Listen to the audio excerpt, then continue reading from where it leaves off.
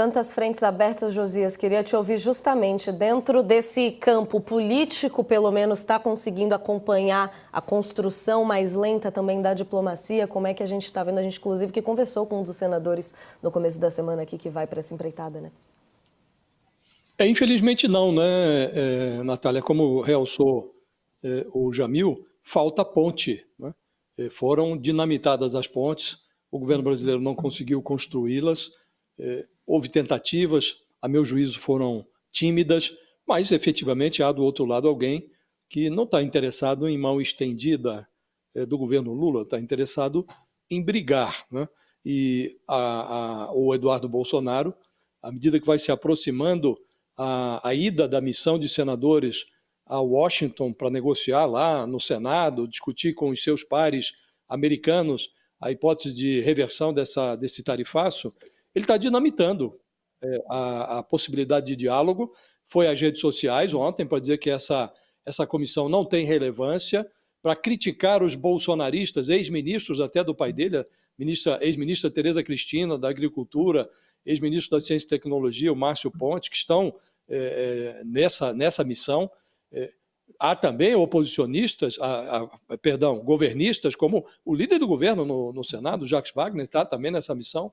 Então ele faz uma desqualificação dos senadores e diz, olha, não tem negociação possível enquanto não se restaurar. Veja a que ponto chega o Eduardo Bolsonaro. Ele acha que o Brasil está vivendo uma ditadura e diz, enquanto não se restaurar a normalidade democrática no Brasil, não há negociação. Então, ele está dizendo, na prática, que os senadores estão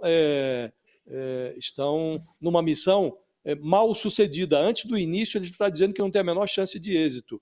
E aí está o governo brasileiro criticando o Trump na OMC. O próprio Jamil já realçou isso, né? Mas uma crítica feita pelo Brasil contra a sanção do Trump na OMC tem a mesma relevância de um cartucho de festim num filme de bang bang, né? Serve para marcar posição, mas é munição cenográfica, né? Tem relevância meramente simbólica, do ponto de vista prático, não fere o adversário, né?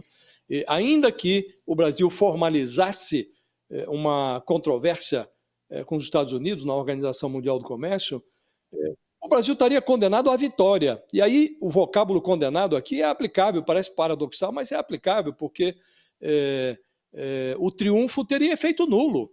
Pelas regras da OMC, um país derrotado numa disputa comercial pode recorrer ao órgão de apelação, que é uma segunda instância da entidade.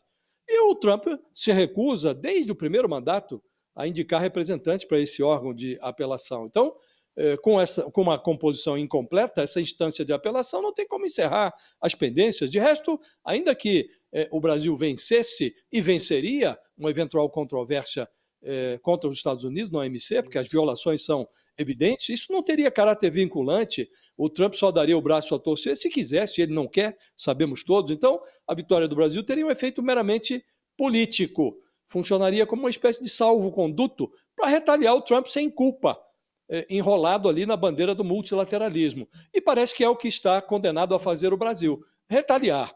O que se espera é que a retaliação está sendo dosada, o que se espera é que ela seja inteligente, né? Que ela doa no Trump sem dar pretexto para nova retaliação, embora saibamos todos que o Trump, por imprevisível, pode fazer o que bem entender, o que lhe der na telha.